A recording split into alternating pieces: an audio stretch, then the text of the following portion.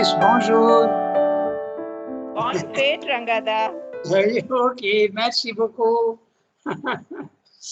You know, Yes, bonne fête. merci beaucoup to everybody. Okay. All I can give you back is my best wishes for everybody. I can't give you a sweet because we are miles and miles away. Anyway. Rangada, you are giving us sweet for something higher. The So sweet, I have got the Yes, sweet. the sweetest. So I have got a sweet, thanks. But anyway, you are giving much higher sweet, Yes. much better, whatever the word. yes, definitely, Rangada. The highest to greatest to sweet. Okay, it's 8 o'clock past, so we can start reading. So okay, we have read the first para, no? Yeah, I think we have read. Yeah. So we have to redo it now. Yeah, we have Yes. read it. We have to redo it, Rangada. Okay. So I read each sentence and let's see what it is. Sridhar is going to tell us the 4 theories of existence. What are the possible theories of existence? Okay. There can be the materialist, there can be the spiritual, there can be other things also, small distinctions. So he's going to tell us. Each sentence. But before we examine the principles and process of the evolutionary ascent of consciousness, it is necessary to restate what our theory of integral knowledge affirms as fundamental truths of the reality and its manifestation, and what it admits as effectual sides and dynamic aspects, but is unable to accept as sufficient for a total explanation of existence, existence and the universe. I'll read the whole para and then we'll come back to it. We have to understand what he's saying. For truth of knowledge must base truth of life and determine the aim of life. The evolutionary process itself is the development of a truth of existence concealed here in an original inconscience and brought out from it by an emerging consciousness which rises from gradation to gradation of its self unfolding until it can manifest in itself the integral reality of things and a total self-knowledge. On the nature of that truth from which it starts and which it has to manifest must depend the course of the evolutionary development, the steps of its process, and their significance. So we'll look at very carefully what he's saying. He's basically saying that if you have a view of life, okay, then that should determine what you want to do with your life. An aimless life is a miserable life. But if you have an aim at all, then what is that aim? And that conception that you have of the aim of life will guide you in your conduct in life. It's not just a mental idea. Okay? That's what he's saying. So he says that repeatedly elsewhere also. He says that whatever is your aim in life, that you have to live actually in the physical world. It should not be something theoretical. It should be very, very practical. Okay? That's basically what he said. Therefore, it is necessary to see what the possible aims of existence are. And that's why he's boiled it down to 4. Just like there can be hundreds and hundreds of types of conceptions of existence. But if you boil it down, ultimately it will come down to 4 basic ones. Small differences will not matter. That's what he said. And this is another thing that Sridhar does. Every now and then, after he has finished a particular subject, he revises and he summarizes whatever he has said until then. Okay? That's exactly what he's doing here. Let us restate what our view of life is and the aim of life. That's what he's saying. Okay? So, but before we examine the principles and process of the evolutionary essence of consciousness, it is necessary to restate what our theory means my theory, of integral knowledge affirms as fundamental truths of the reality and its manifestations, and what it admits as effectual sides and dynamic aspects, but is unable to accept as sufficient for a total explanation of existence. So, we will discuss the reality and what its manifestation is, and what we can accept and what we cannot accept. We will make very clear. For truth of knowledge must base truth of life and determine the aim of life. So what he's saying, I hope you understand, but is unable to accept means there are some theories which we are not able to accept. So those also we will make very, very clear. Okay. What our view is and what the other views are, we will also very, very clear what we can accept and what we cannot accept. We can accept partly, and those we cannot accept, we will also say very clearly. Okay. But truth of knowledge must base truth of life. Okay. Truth of knowledge is theoretical, but it must not be theoretical. It must be the base for your practical conduct in life. That's what it means. And determine the aim of life. The evolutionary process itself is the development of a truth of existence concealed here in an original inconscious. Now he's telling you what his view is. The evolutionary process itself is the development of a truth of existence. What that truth is, will tell you. Okay? One by one he is going. Of a truth of existence, and that is concealed here in an original inconscious. There is a total lack of consciousness at the lowest bottom, and from there everything is coming out slowly emerging and brought out from it by an emerging consciousness which rises from gradation to gradation of its self unfolding until it can manifest in itself the integral reality of things and a total self knowledge. So we are in the middle of the evolution, but when it goes on, ultimately it will reveal itself fully in the physical world. Okay? That's what he said. This itself is something quite new. Okay? Nobody is saying, you say you want to divine, go up there. Okay? So even if there is an evolution, how far is evolution, all these things we will discuss. Okay?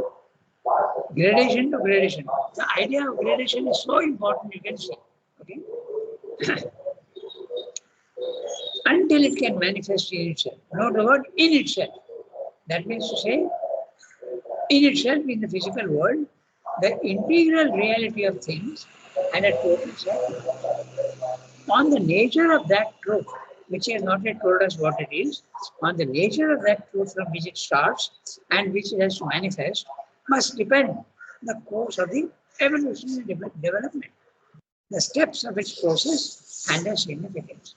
So it's very important to know what that truth is. Okay?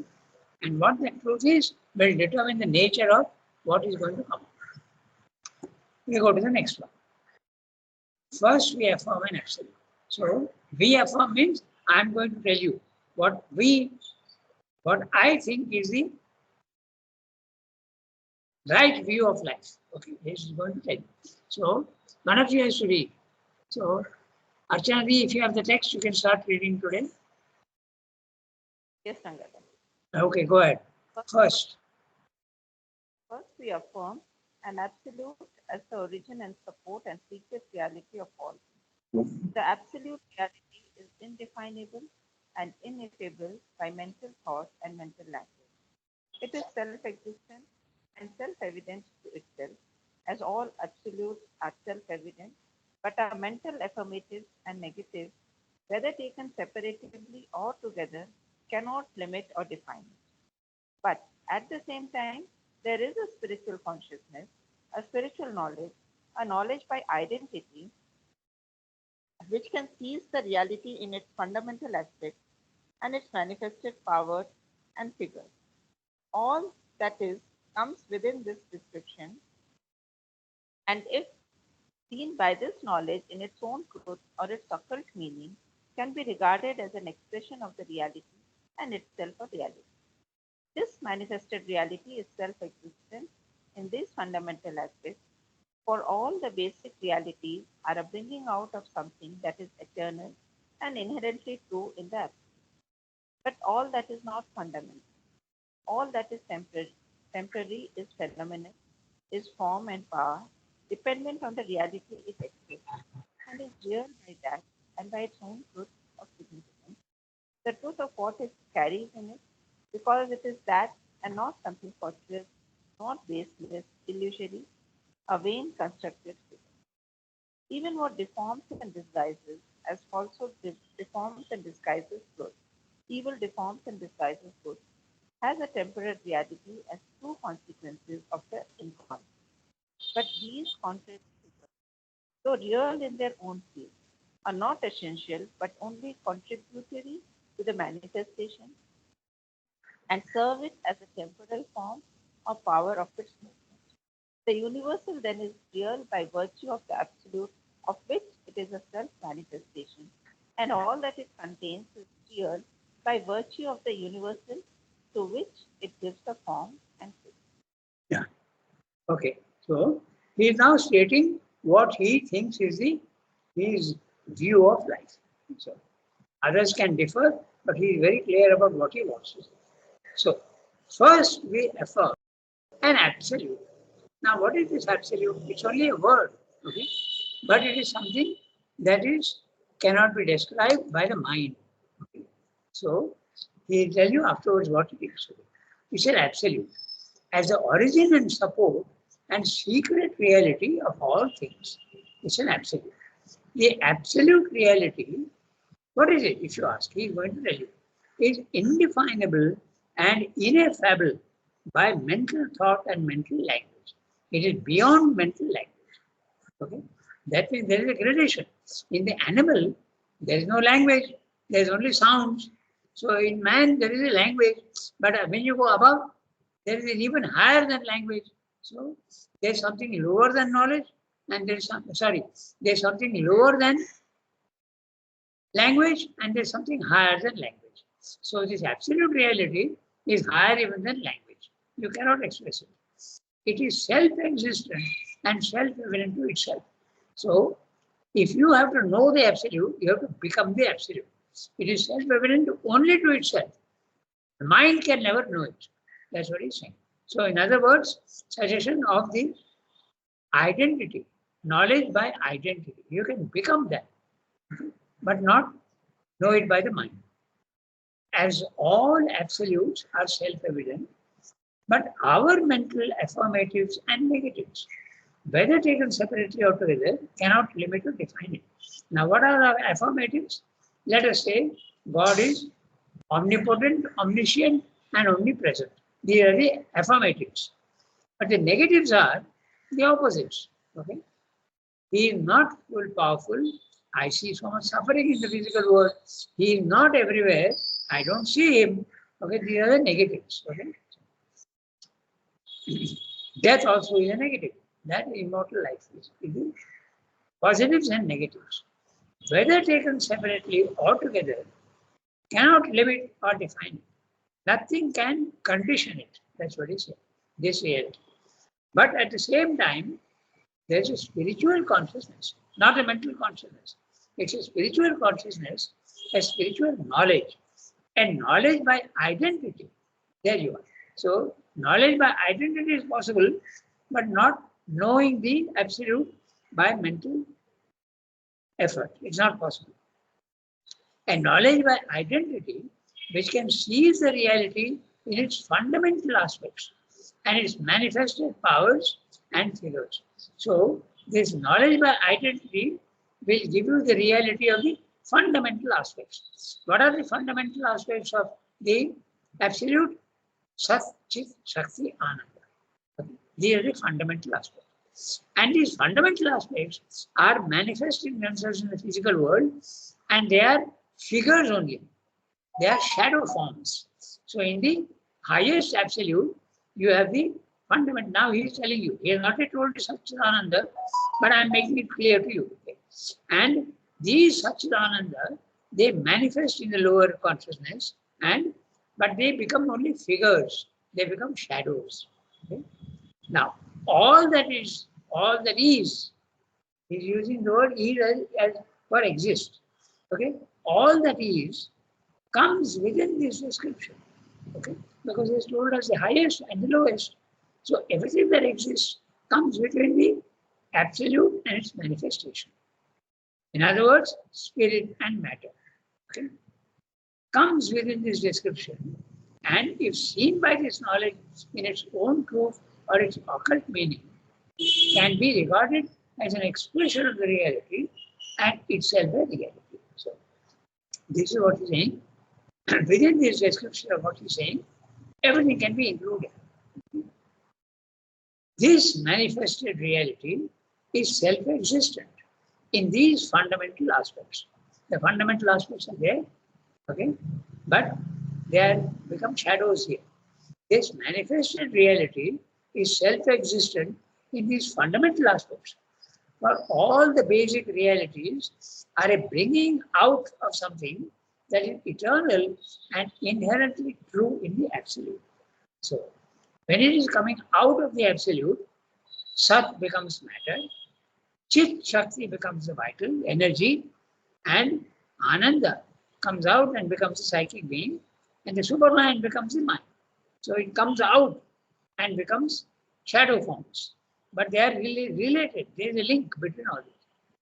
But all that is not fundamental, all that is temporary is phenomenal, is form and power dependent on the reality it exists, expresses.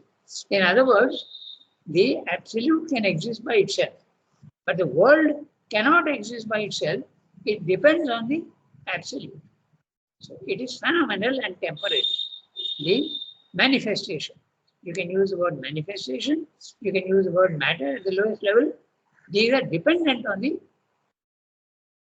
absolute. Exactly like the relation between you and your shadow. The shadow exists if you are there. If you are not there, there can be no shadow. So the physical world is a shadow of the spirit, of the absolute.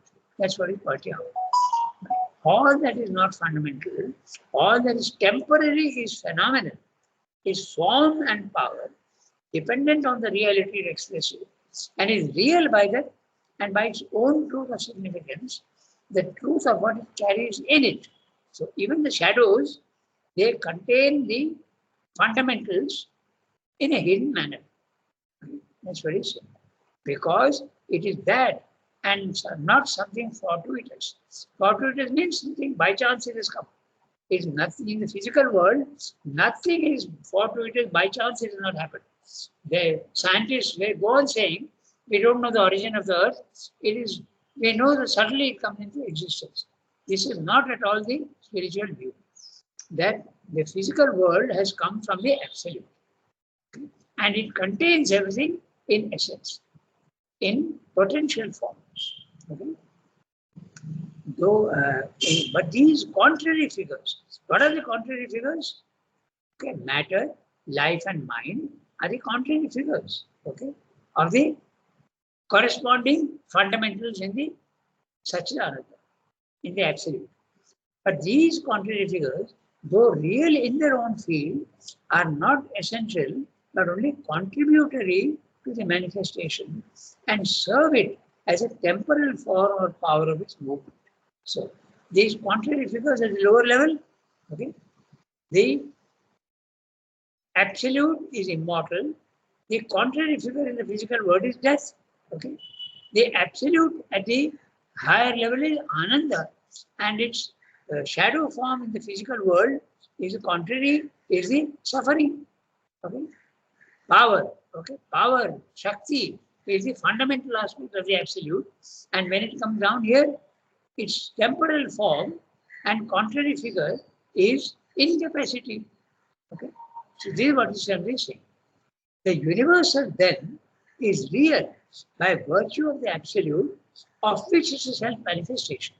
So the universe is not unreal, it is real but only by virtue of the absolute.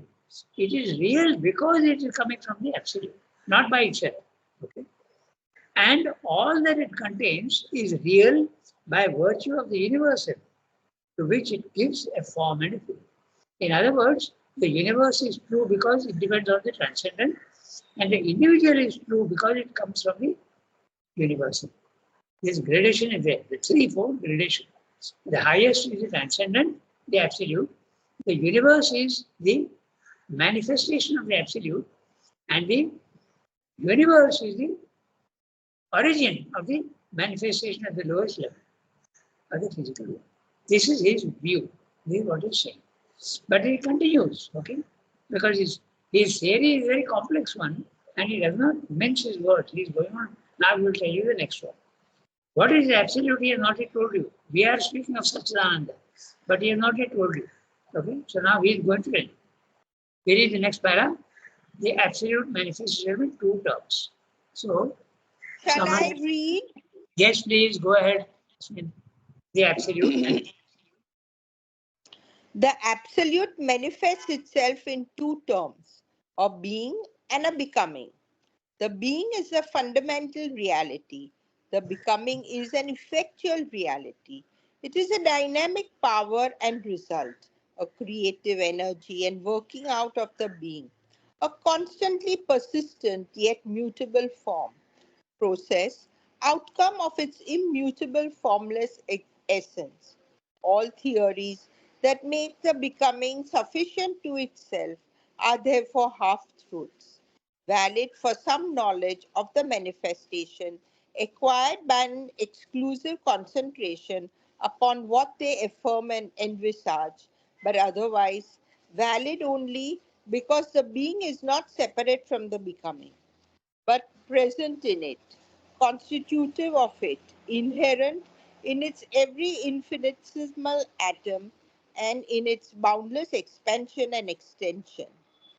Becoming can only know itself wholly when it knows itself as being. The soul is the becoming, arrives at self-knowledge and immortality when it knows the supreme and absolute and possesses the nature of the infinite and eternal. To do that is the supreme aim of our existence, for that is the truth of our being and must therefore be the inherent aim, the necessary outcome of our becoming. This truth of our being becomes in the soul a necessity of manifestation, in matter a secret energy, in life an urge and tendency, a desire and a seeking, in mind a will, aim, endeavor, purpose to maintain what is from the first occult within it to the whole hidden trend of evolutionary nature. Okay, so further explanations of what is theory. This absolute. What is this absolute? He has not yet told you very clearly what the absolute is.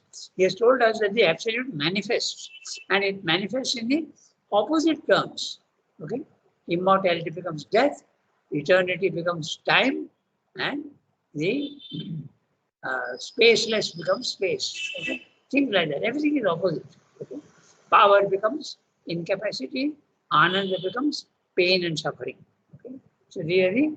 So all that you can talk of is included in this view. Now, I'm reading each sentence. The absolute manifests itself in two terms, a being and a becoming.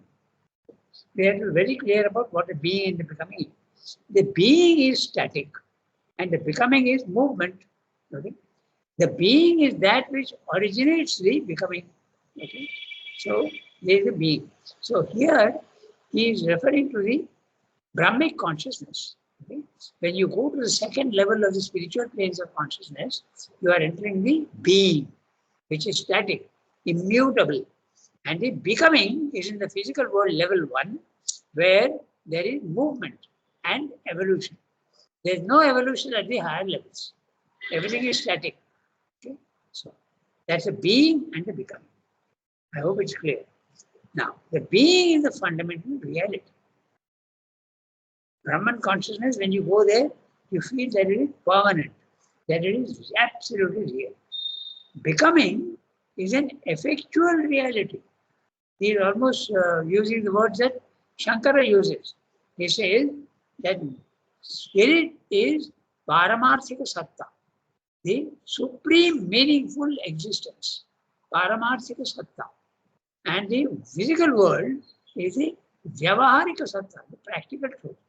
Both are truths, but they are different. One is static and one is non-permanent.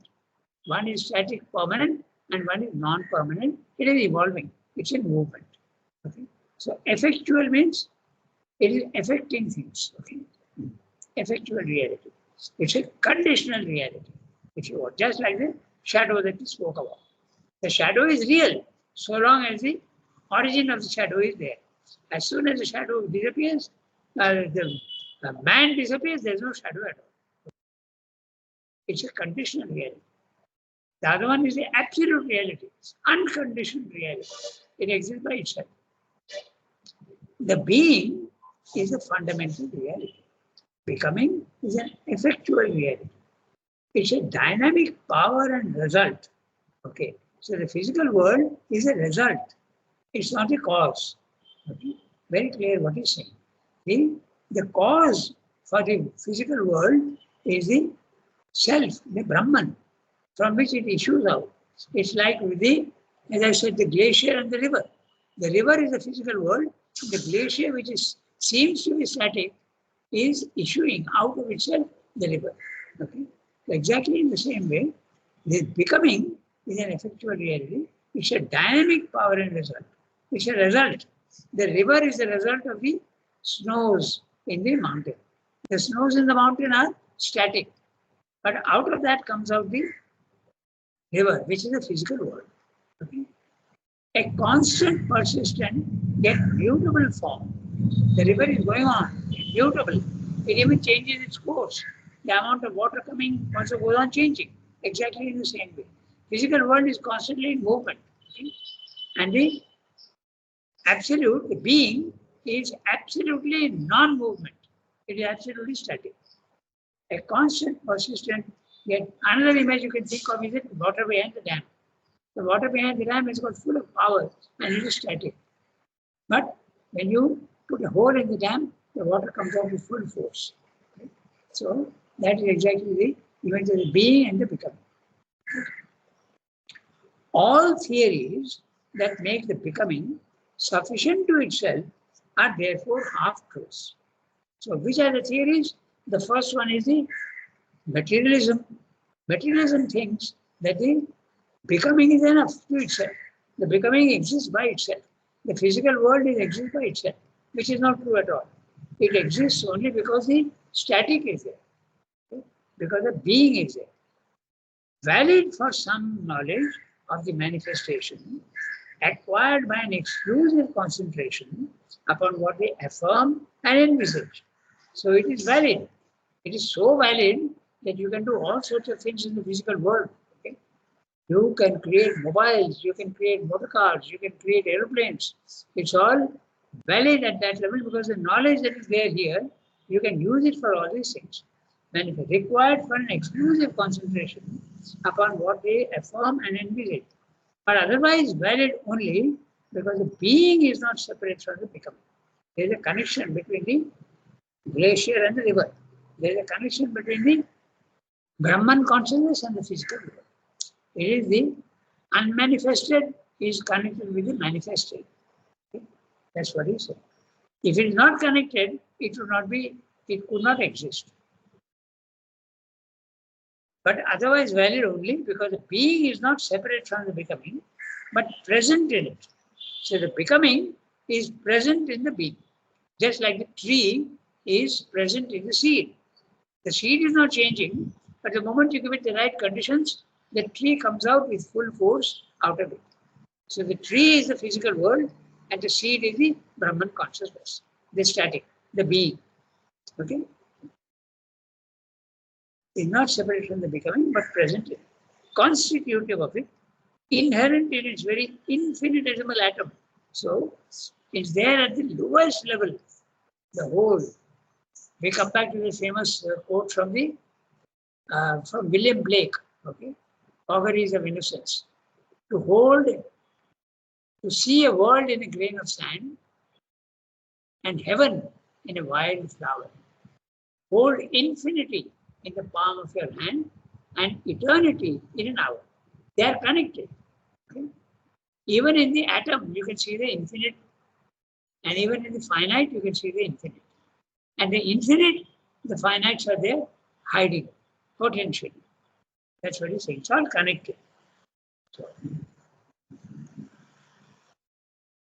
infinitesimal atom in its boundless expansion and extension.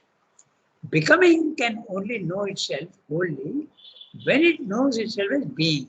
Now that's an interesting statement. Science will never be able to, science is examining the becoming. So he's saying science will never come to the ultimate knowledge unless it realizes that being is there. To put it in very crude language, the scientist will never come to the to understand how the world exists unless he knows God. To put it in a very crude manner. Okay. So he must know God to understand the physical world. He is trying his best to understand the physical world through all sorts of theories. But unless he knows God, he'll never know the physical world. He'll never know it fully. Okay. To do that, no, wait 1 minute. Only when it knows itself as being. The soul in the becoming, the soul is the infinitesimal atom, as he said. The soul in the becoming arrives at self-knowledge and immortality when it knows the supreme and absolute and possesses the nature of the infinite and eternal. So he says that the individual soul, which is there even in an atom, can know itself only when it knows the highest, when it knows the absolute. To do that, how do you do that? How to do that? To do that is the supreme aim of our existence.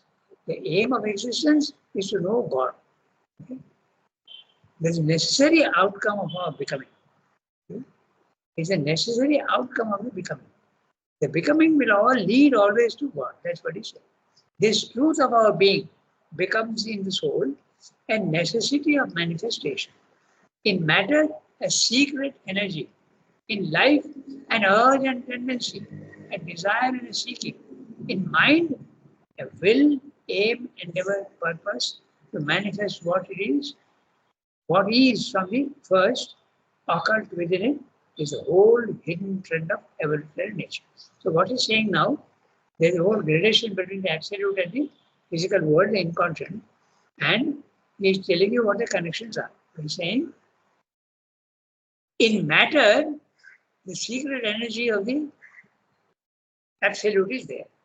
And in life, there's an urge and a tendency to go up. In every, in the lowest, the highest is contained. And he's telling us the connections. In matter, there's secret energy. In life, an urge and tendency, the movement to know things and understand things. A desire and a seeking in mind. In the mind, there is seeking. They are always looking for truth. A will, aim, endeavor, and purpose in the mind. To manifest what is from the first occult within it is a whole hidden trend of evolutionary nature. In other words, the absolute has hidden himself in matter, and from there he is slowly evolving. So it is there right from the beginning, and it's slowly evolving. So we have now 6 minutes. Maybe we can read the next one. Yeah. Dada, am I audible? First occult within, what does it mean, Dada? First occult within, in the last sentence? In the last sentence? First occult within? Yeah. Occult means secret. First occult. Occult means secret, hidden. First, likha FIRST, first occult. Is from the first. From the first means from the beginning. It is a secret. In matter, from the beginning itself, the Satchidananda is there, occult, hidden. From the first means from the beginning. Okay, Dada. Dada, another thing, another question I have to ask. Atom, infinitesimal atom, is it immortal, Dada, at its level? Is it immortal, isn't it? Atom. No, nothing in the physical world is immortal. Everything is immortal. If scientifically you see, then you will never be able to see an atom. The moment you try to fix, this is science, okay? The moment you try to fix the position of an atom, position and velocity, because everything is moving. Okay, this is an interesting discussion. Let me listen carefully. Science is saying, we know that everything in the physical world is in movement. So if you want to see something and understand something, you have to say where it is located and at what speed it is moving. You understand? Okay? Everything is in movement in the physical world. So at what speed is it moving? So I can't know anything unless I know at what speed it is moving and where it is located in time and space. Is that clear? Not Yes, clear? sir. Okay. Yes, sir. So, Yes, carry on. okay. Okay. So now science says that if I fix its coordinates, okay, it's in Pondicherry, let me say, then you'll understand. Okay. It's in Pondicherry, but I can't fix its speed. And if I fix its speed, it is not in Pondicherry. Okay. I can't fix the velocity and the position together. What does it mean? It means that everything is moving and everything is not mortal at all. Okay? No, sorry, not immortal. Nothing in the physical world is immortal. It is absolutely mutable. Don't forget this fundamental thing. Everything is mutable in the physical world. It's immutable only from the Brahman onwards, the second level. Did you understand what I said? Yes, Dada. Yes, Dada. Thank you. Thank you. Yes, Dada. Yes, Dada. That is the thing. These fundamental things you must remember, that there is absolute movement in the physical world and there is absolutely no movement in the higher worlds. There is no evolution there. The evolution is there only at the lower levels. But does that mean that matter is destructible or indestructible? It is only changing form. It is indestructible. Matter is indestructible, but the forms in it are destructible. No form is immortal. Not even the Himalayas. One day it will disappear. But matter is real and indestructible, but it is subject to the absolute. Matter exists only because it's a manifestation of the absolute. Okay? This is conditional. Yeah. Because matter is there in the universe, no? Yes, and the And universe. the whole universe also keeps on changing its form because you have a star and the star collapses and becomes a black hole. Exactly. So So it changes form, but it does not destroy itself. No, it does not destroy itself, but it goes on changing its form. So because it is going on moving, okay, you can say in a certain sense that it is not the real thing. Something that is real should exist forever. And when you go to the spiritual level of consciousness, you see that the physical world is not as real as you thought it to be. Okay, it is not at all as real as you thought it to be. It is something constantly moving and changing. But the elements, they do not change. Like gold is gold. Unless there is a chemical reaction, then only it changes.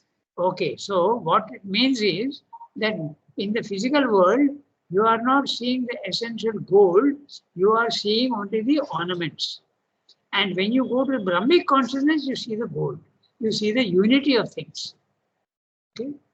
So in the physical world, we can mentally think of gold, but you can't experience the gold. You see only the gold ornaments. Okay? You see the many in the physical world. but you don't see the gold. The gold you start seeing really, spiritually, when you go to the Brahmic consciousness, the self. There you start seeing the oneness of things. Okay? Dada, Now, one thing, when in the Life Divine, Srivindu is writing that they are capable of manifestation, capable of non-manifestation, capable of other manifestation. So when the manifestation and the non-manifestation and other manifestation, when these questions are arising, this non-manifestation means this withdrawal to that what can we say, that still energy. What is that form? Non-manifestation means what dynamism is. What I have read somewhere, that non-manifestation, what is the pure being or pure existence, that is the still energy. And this conscious movement, dynamism is the movement in energy. Is it true, Dada? Is it like this? no, your question has to be very, very clear. You have to ask a question. You are making a statement. Okay? No, I am asking that when this is it is capable of manifestation and capable of non-manifestation. So Yes. when it is capable of non-manifestation, in which form it is resting then? At the highest level. Okay. Now, for instance, immortality is not there in the physical world. So it is capable of non-manifestation. It is not manifested itself here. Okay. Absolute beauty, has it manifested itself? So it's capable of non-manifestation. It can remain unmanifest forever. That's what he's saying. But when it manifests itself, it can manifest itself in the physical world in different ways. Okay. That is what it meant. And also, it can also be another thing. It can mean that the manifestation in the physical world, in our world here, is of one type. Okay. But there can be manifestations of other types. Okay. For instance, the divine can create a world in which there is no evolution. Everything is static. He can create a world like that. So that is what is meant by manifestation and non-manifestation. He could have created many other things which are unmanifested and non-manifested here in the physical world. Don't think that the evolution in our physical world is the only way that manifestation can take place. The divine is infinite and he can do anything he wants. In this physical world, he has manifested himself in this way. There is an evolution. But there need not have been an evolution. He discusses this in the Life Divine also. Okay? Elsewhere. Exactly, Dada. Actually, our mind is not in a position to extend such a high level of thinking. That is why we are understanding now and forgetting again after some time. Again, we are getting confused. Excellent, Dada. You have explained it very well. Thank you very much, Dada. Thank you. Okay. Okay. Thank you. So we cut the link now. Au revoir, everybody. Okay. Thank you, Have Dada. a wonderful day today and tons of progress. Thank you so much, Yasmin. Thank you, Kiran. Yes, happy birthday, Rangada. Happy birthday, Dada. Happy birthday. Thank you. Thank you, everybody.